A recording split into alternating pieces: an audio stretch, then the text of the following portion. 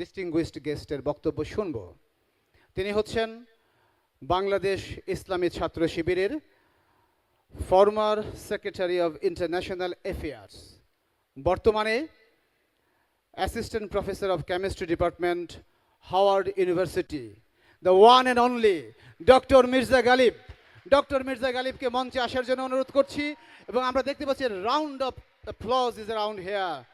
Doctor Mirza Ghalib, অভিনন্দন, welcome to the stage, please.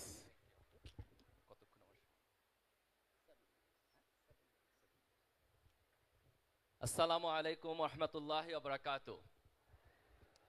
আলহামদুলিল্লাহ রাব্বিল আলামিন। আমি খুব প্রাউড ফিল করতেছি এখানে দাঁড়িয়ে। দেয়ার আর কাপল অফ রিজনস। প্রথম কারণ হচ্ছে যে আজকের এই অসাধারণ আয়োজন যে ছাত্র সংগঠন করছে, ছাত্র শিবির। আমার সৌভাগ্য হয়েছে আমার ছাত্র জীবনে এই ছাত্র সংগঠনের পার্ট হওয়ার। আমি রিয়েলি ফিল প্রাউড। সেকেন্ড, আমি প্রাউড ফিল করছি আজকের যে সায়েন্স ফেস্ট। আপনারা তার নাম দেখতেছেন, ইবনে আল হাইসাম। উনি একজন মুসলিম বিজ্ঞানী ছিলেন। As a Muslim I feel proud যে আজকের যে ওয়েস্টার্ন সিভিলাইজেশন, তার যে নলেজের বেইস, এই বেইস মূলত মুসলমানদের হাত ধরে আসছে। মুসলমানরা দুনিয়ার সকল নলেজকে আরবিতে ট্রান্সলেশন করছেন, সেই অ্যারাবিক ইংরেজিতে ট্রান্সলেশন হয়েছে, তারপর ইউরোপের কাছে গেছে। এই যে মুসলমানদের কন্ট্রিবিউশন, আমরা একক না, আমাদের আগে অন্যরা কন্ট্রিবিউশন করছে, but we are part of that trajectory. So that's a point I feel proud. And third, the most important and final, যে আজকে তোমরা যারা এখানে আসছো, ইয়াং মাইন্ড, ইয়াং সায়েন্টিস্ট, যাদের চোখে আমি স্বপ্ন দেখি, যারা বাংলাদেশকে, যারা মুসলিম উম্মাকে আগামী দিনে নেতৃত্ব দেবে ইনশাআল্লাহ।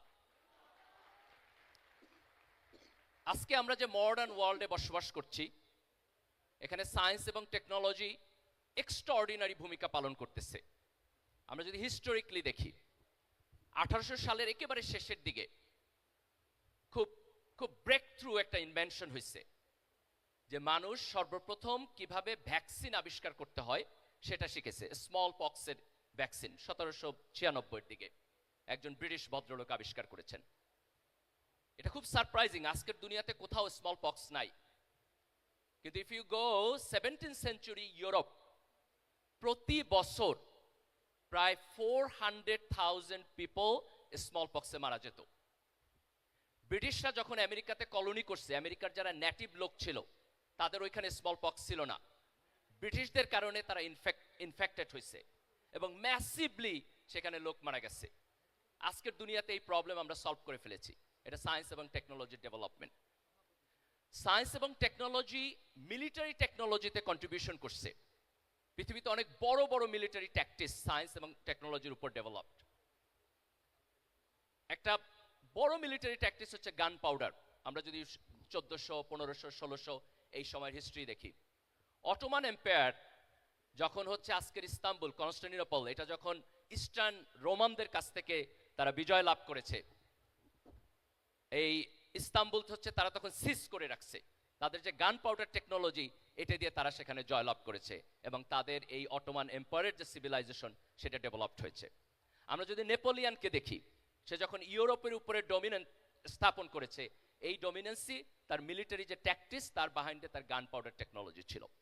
তো সায়েন্স এবং টেকনোলজি দুনিয়াতে যে সমস্ত জাতি আছে তাদের কম্পিটেন্সি, তাদের ডেভেলপমেন্ট, তাদের ভালো কাজ, এই সব কিছুর পিছনে একটা পাওয়ার হাউস। কিন্তু আনফরচুনেটলি আমরা যদি আজকের দুনিয়া দেখি, তাহলে আমরা দেখব যে মুসলমানরা কিভাবে আমরা বদলাবো। আমাদের এডুকেশন সিস্টেম বদলাইতে হবে। সেখানে আমাদের সায়েন্স এবং টেকনোলজিতে আমাদের ইনোভেশনের উপরে ইম্পর্টেন্স থাকতে হবে, বরাদ্দ থাকতে হবে। আমার বাজেটের একটা লম্বা অংশ সায়েন্স এবং টেকনোলজিতে যাইতে হবে। রাষ্ট্রীয় পৃষ্ঠপোষকতা থাকতে হবে। রাষ্ট্র যদি সিরিয়াসলি প্যাট্রোনাইজ করে, তাহলে ব্রেক থ্রু চেঞ্জ করা সম্ভব। আমি একটা এক্সাম্পল দিচ্ছি, তার্কির। 2000 সালে তার্কির যে মিলিটারি ইন্ডাস্ট্রি, তার 80% তারা ইম্পোর্ট করত হবে। সেটি ইউরোপিয়ান সিভিলাইজেশনের চাইতে বেটার হবে ইনশাআল্লাহ। কারণ তোমরা at the same time brilliant scientific mind হবা, and at the same time brilliant spiritual mind হবা। আল্লাহ সুবহানাহু ওয়া তাআলা আমাদেরকে সেই তৌফিক দান করুক এবং এই চেঞ্জে ছাত্র শিবির নেতৃত্ব দিবে, এই আকাঙ্ক্ষা ব্যক্ত করে আমি আমার বক্তব্য শেষ করছি। সবাইকে ধন্যবাদ। আল্লাহ হাফেজ। বাংলাদেশ জিন্দাবাদ।